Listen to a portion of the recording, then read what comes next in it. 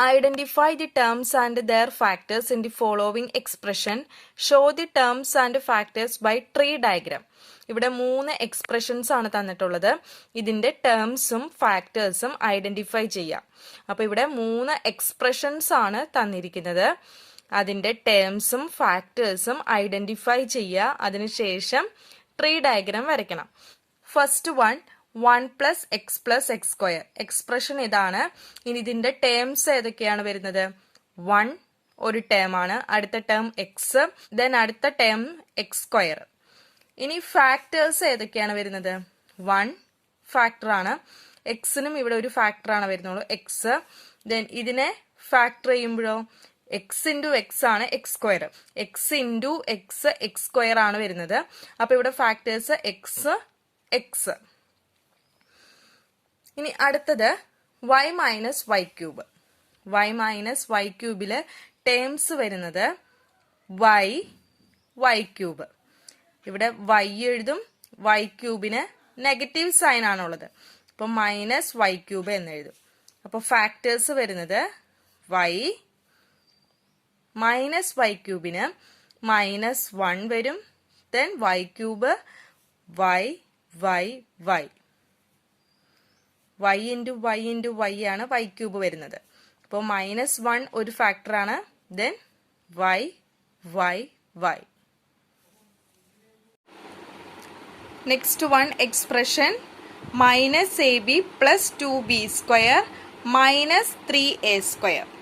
ഇതിലെ ടേംസ് വരുന്നത് ab ഒരു ടേം ആണ്, -ab ഒരു ടേം ആണ്, അടുത്ത term 2b square, next term 3a².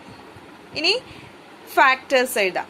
-ab factors വരുന്നത് -1 ab 3 ഫാക്ടേഴ്സ് ആണ് വരുന്നത്.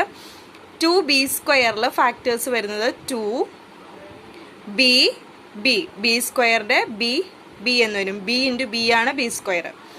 Next one -3a² -3a a into a ആണ് a സ്ക്വയർ. അപ്പോൾ ഫാക്ടേഴ്സ് വരുന്നത് -3a. Next one identify terms and factors in the expression given below. So the first expression is -4x plus 5. -4x plus 5ന്റെ terms ഏതൊക്കെയാണ് വരുന്നത്? -4xഉം 5ഉം, -4x 5ഉം ആണ് terms വരുന്നത്. ഇനി factors -4xന്റെ factors -4ഉം എക്സും, 5ന്റെ ഫാക്ടർ ആയിട്ട് വരുന്ന 5 തന്നെ. Then 5y plus 3y².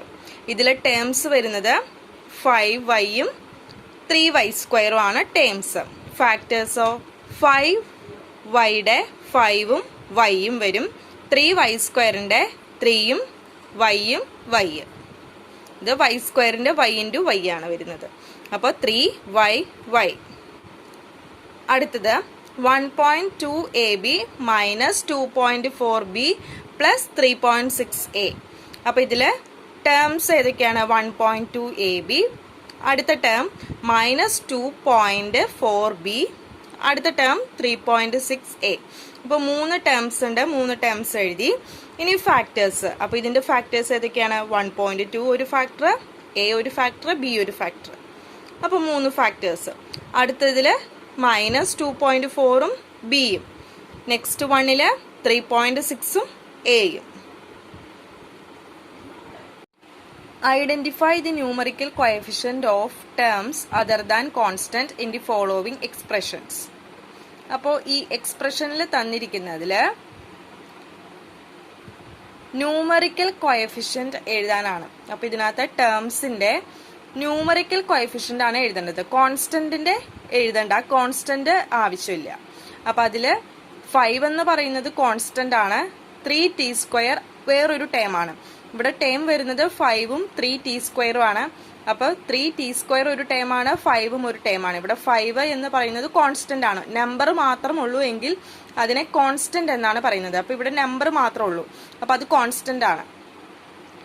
Then 3t² എന്ന് പറയുന്നത് കോൺസ്റ്റന്റ് ടേം അല്ല. അപ്പോൾ കോൺസ്റ്റന്റ് ടേം അല്ലെങ്കിൽ അതിന്റെ ന്യൂമറിക്കൽ കോഎഫിഷ്യന്റ് എഴുതണം. അപ്പോൾ ഇവിടെ ടി സ്ക്വയർ ആണ്. ടി സ്ക്വയറിന്റെ ന്യൂമറിക്കൽ കോഎഫിഷ്യന്റ് എന്താണ് വരുന്നത്? -3 ആണ് വരുന്നത്. സെക്കൻഡ് വണ്ണില് 1 കോൺസ്റ്റന്റ് ആണ്. അപ്പൊ ബാക്കിയുള്ളതിന്റെ മാത്രം ന്യൂമറിക്കൽ കോഎഫിഷ്യന്റ് എടുത്തെഴുതാം. എല്ലാത്തിലും 1 ആണ് വരുന്നത്. അപ്പൊ കോഎഫിഷ്യന്റ് എന്ത് വരും? 1 1 1. അടുത്ത ക്വസ്റ്റ്യൻ -p²q² + 7pq. ഇതില് പി സ്ക്വയറിന്റെയും ക്യൂ സ്ക്വയറിന്റെയും കോഎഫിഷ്യന്റ് -1 ആണ്. പി ക്യൂടെ കോഎഫിഷ്യന്റ് 7 ആണ്. അപ്പൊ -1ഉം 7ഉം ആണ് വരുന്നത്. അടുത്തത് 2 × l + b. 2 × l + b എന്ന് പറഞ്ഞാൽ എന്താണ്?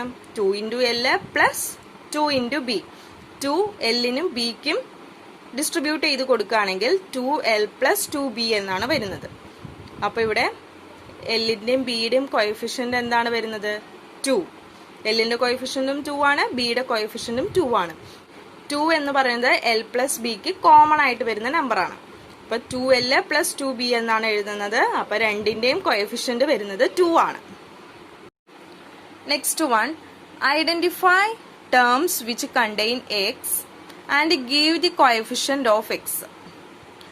ആദ്യം തന്നെ x ഉള്ള ടേംസ് ഐഡന്റിഫൈ ചെയ്യാം. എക്സ് ഉള്ള ടേംസ് ഐഡന്റിഫൈ ചെയ്ത ശേഷം എക്സിന്റെ കോഎഫിഷ്യന്റ് എഴുതുക. അപ്പോൾ ഫസ്റ്റ് എക്സ്പ്രഷൻ y²x + y എന്നാണ്.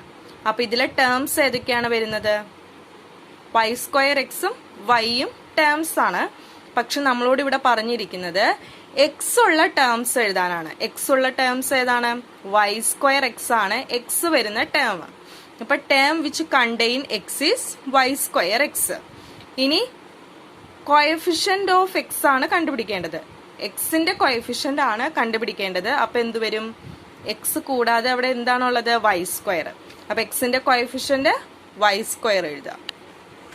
Next one, 13y² - 8yx. ഇതില് നമ്മൾ കണ്ടുപിടിക്കേണ്ടത് എക്സ് ഉള്ള ടേം ആണ്. അപ്പോൾ ടേംസ് വിച്ച് കണ്ടെയ്ൻ എക്സ് ആണ് ഇവിടെ കണ്ടുപിടിക്കേണ്ടത്. എക്സ് ഉള്ള ടേം ഏതാണ്? -8yx.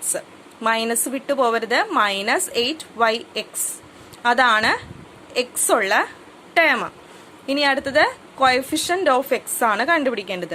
എക്സ് കൂടാതെ അവിടെ വരുന്നത് ഏതാണ്? കോഎഫിഷ്യന്റ് ആയിട്ട് വരുന്നത് 8y -8y. Next one, 1 + x + xy. ഇതില് എക്സ് ഉള്ള ടേംസ് മാത്രം എഴുതാം. അപ്പൊ ഇവിടെ എക്സ് ഉള്ള ടേംസ് മാത്രം എഴുതിയാൽ മതി. എക്സും xy-യും ആണ് ഉള്ളത്. Term which contain X is എക്സും xy-യും. ഇനി കോഎഫിഷ്യന്റ് ഓഫ് എക്സ് വരുന്നതോ? ഇവിടെ 1 ആണ് വരുന്നത്. ഈ എക്സിന്റെ കോഎഫിഷ്യന്റ് 1 ആണ്. xy-യുടെ കോഎഫിഷ്യന്റോ? y ഉണ്ട്. അപ്പൊ ഇവിടെ y-യുമാണ് വരുന്നത്. ആദ്യത്തെ കോഎഫിഷ്യന്റ് 1ഉം രണ്ടാമത്തെ കോഎഫിഷ്യന്റ് y-യുമാണ്. ഇവിടെ എക്സ് അല്ലാതെ ബാക്കി വരുന്നത് ഏതാണ്? y ആണ്. അപ്പൊ എക്സിന്റെ കോഎഫിഷ്യന്റ് ഏതാണ്? y ആയിരിക്കും. ഇവിടെ എക്സ് മാറ്റി കഴിഞ്ഞാൽ ബാക്കി എന്താണുള്ളത്? 1 ആണുള്ളത്. അപ്പൊ ഇതിന്റെ കോഎഫിഷ്യന്റ് 1ഉം ഇതിന്റെ y-യുമായിരിക്കും. അടുത്തത് 12xy² + 25. അപ്പൊ രണ്ട് ടേംസ് ഉണ്ട്.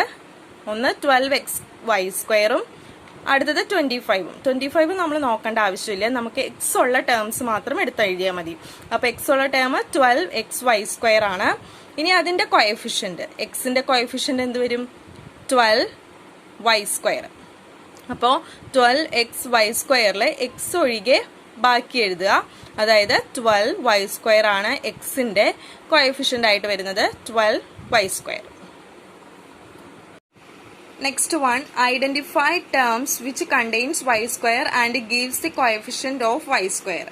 First one, 8 - xy². 8 - xy² കണ്ടുപിടിക്കേണ്ടത് terms which contain y². y² ഉള്ള ടേമും കോഎഫിഷ്യന്റ് ഓഫ് y²ഉം y²ന്റെ കോഎഫിഷ്യന്റും ആണ് കണ്ടുപിടിക്കേണ്ടത്. അപ്പൊ ഇവിടെ y² ഉള്ള ടേം ഏതാണ്? -xy². ഇനി അതിന്റെ കോഎഫിഷ്യന്റ് ഏതിന്റെ? y²ന്റെ കോഎഫിഷ്യന്റ്. y²ന്റെ കോഎഫിഷ്യന്റ് എന്ത് വരും? -x. Next one 2x² minus 15xy² plus 7y². ഇവിടെയും നമുക്ക് y² ടേം മാത്രമാണ് ആവശ്യമുള്ളത്. അതായത് മൈനസ് 15xy² 7y² ആവശ്യമുള്ളൂ. ഇതില് y² ഇല്ല, അതുകൊണ്ട് ഈ രണ്ട് ടേംസ് ആണ് എടുക്കുന്നത്. Minus 15xy² 7y². ഇപ്പൊ രണ്ട് ടേംസ് ആണ് വരുന്നത്. y² വരുന്ന രണ്ട് ടേംസ് എഴുതി. ഇനി കോഎഫിഷ്യന്റ് ഓഫ് y²ന്റെ കോഎഫിഷ്യന്റ് എന്താ വരുന്നത്? Minus 15x. ഇവിടെയോ 7. മൈനസ് 15x ഇവിടെ y²ന്റെ കോഎഫിഷ്യന്റ് വരുന്നത് 7 ആണ്. Next one classify into monomial, binomial and trinomial. Monomial, binomial and trinomials are polynomial. Here we have to classify monomial, binomial and trinomial. Monomial എന്ന് പറഞ്ഞാൽ ഒരു term ആണ് ഉണ്ടാവുക. ബൈനോമിയലിന് 2 ടേം ഉണ്ടാവും. ട്രൈനോമിയലിന് 3 ടേം ഉണ്ടാവും.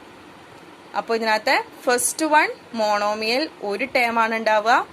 ബൈനോമിയലിന് 2 ടേം ഉണ്ടാകും. ട്രൈനോമിയലിന് 3 ടേം ആണ് ഉണ്ടാവുന്നത്.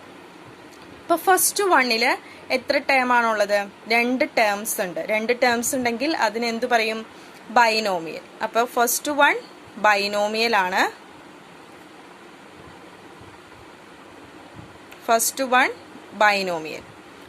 Second one y². ഒരു ടേം ആണുള്ളത്. ഒരു ടേം ആണോ ഉള്ളതെങ്കിൽ അതിനെ മോണോമിയൽ എന്നാണ് പറയുന്നത്. Monomial. So second one monomial. Third വണ്ണിൽ എത്ര ടേംസ് ഉണ്ട്? 1, 2, 3 ടേംസ്. 3 ടേംസ് ആണെങ്കിൽ അതിനെ ട്രൈനോമിയൽ എന്ന് പറയും. ട്രൈനോമിയൽ. അടുത്തത് ഒരു ടേം ആണുള്ളത്. അപ്പൊ അത് മോണോമിയൽ ആണ്. Monomial. Next one 2 terms. 1, 2. 2 terms ആണെങ്കിൽ ബൈനോമിയൽ ആണ്. അടുത്തത് 3 ടേംസ്. എ ബി ഒരു ടേം, ദെൻ എ ബി. അപ്പൊ ഇവിടെ 3 ടേംസ് ആണുള്ളത്. 3 ടേംസ് ആണെങ്കിൽ അതിനെ ട്രൈനോമിയൽ എന്ന് പറയും.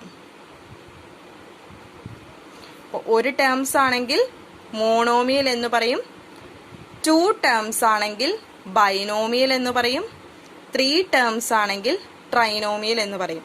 ഒരു ടേം മാത്രമുള്ളെങ്കിൽ മോണോമിയലും, 2 ടേംസ് വരുന്നുണ്ടെങ്കിൽ ബൈനോമിയലും, 3 ടേംസ് ഉണ്ടെങ്കിൽ അതിനെ ട്രൈനോമിയൽ എന്നുമാണ് പറയുന്നത്. State whether A given pair of term is like or unlike terms.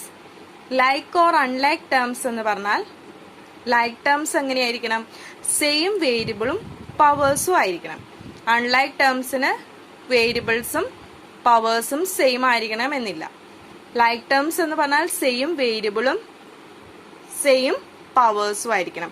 അപ്പൊ ഇവിടെ 1ഉം 100ഉം ആണ്. 1ഉം 100ഉം ആണ്. അതുകൊണ്ട് ലൈക്ക് ടേംസ് ആണ്. ഇവിടെ വേരിയബിൾസ് ഒന്നും ഇല്ല. ന്യൂമറൽസ് മാത്രമാണ് തന്നിരിക്കുന്നത്. വേരിയബിൾസ് ഇല്ല. 1ഉം 100ഉം മാത്രമാണ് തന്നിരിക്കുന്നത്. ഇത് ലൈക്ക് ടേംസ് ആണ്. Like terms. അടുത്തത് -7x 5/2x. സെയിം വേരിയബിൾ ആണ്. എക്സ് സെയിം വേരിയബിൾ ആണ്. രണ്ടിന്റെയും പവർ 1 തന്നെയാണ്. അതുകൊണ്ട് ലൈക്ക് ടേംസ് ആണ്. നെക്സ്റ്റ് വൺ -29x -29y ആണ്. അപ്പൊ ഇവിടെ x ആണ്, ഇവിടെ y ആണ്. അൺലൈക്ക് ടേംസ് ആണ്. സെയിം വേരിയബിൾ അല്ല, ഡിഫറെന്റ് വേരിയബിൾ ആണ് വന്നിരിക്കുന്നത്. അതുകൊണ്ട് ഇത് അൺലൈക്ക് ടേംസ് ആണ്. Next one 14xy 42yx. ഇവിടെ xy ആണ്, ഇവിടെയും xy എന്ന വേരിയബിൾ ആണുള്ളത്. വേരിയബിൾസ് സെയിം ആണ്. ഇവിടെ xy എന്ന വേരിയബിൾ ഉണ്ട്, ഇവിടെയും xy എന്ന് പറയുന്ന വേരിയബിൾ ഉണ്ട്. പവറും സെയിം ആണ്. അതുകൊണ്ട് ലൈക്ക് ടേംസ് എന്ന് പറയാം. അടുത്തത് 4m²p 4mp². ഇവിടെ എമ്മും പിയും വേരിയബിൾ സെയിം ആണ്, പക്ഷെ അതിന്റെ പവർ ഡിഫറെന്റ് ആണ്. എമ്മിന്റെ പവർ 2ഉം ഇവിടെ എമ്മിന്റെ പവർ 1ഉം ആണ്. ഇവിടെ പവർ വന്നിരിക്കുന്നത് 1ഉം ഇവിടെ 2 ആണ്. അതുകൊണ്ട് ഇത് അൺലൈക്ക് ടേംസ് ആണ്. സെയിം വേരിയബിൾ ആണ്, പക്ഷെ പവർ ഡിഫറെന്റ് ആണ്. അതുകൊണ്ട് ഇതിനെ അൺലൈക്ക് ടേംസ് എന്നാണ് പറയുന്നത്. Next one X Z. ഇവിടെയും എക്സ് ഇസഡ് ആണ്, പക്ഷെ അതിന്റെ പവർ വ്യത്യാസമുണ്ട്. ഇവിടെ 1 ആണ് പവർ വന്നിരിക്കുന്നത്. എക്സിനും ഇസഡിനും പവർ 1 ആണ്, പക്ഷെ ഇവിടെയോ 2 ആണ് വന്നിരിക്കുന്നത്. ഇവിടെ പവർ വന്നിരിക്കുന്നത് 2 ആണ്. വേരിയബിൾ സെയിം ആണ്, പക്ഷേ പവർ സെയിം അല്ല. വേരിയബിളും അതിന്റെ പവറും സെയിം ആയാൽ മാത്രമാണ് ലൈക്ക് ടേംസ് ആവുള്ളൂ. അപ്പൊ ഇവിടെ ലൈക്ക് ടേംസ് അല്ല, അൺലൈക്ക് ടേംസ് ആണ്. കാരണം പവർ ഡിഫറെന്റ് ആണ്.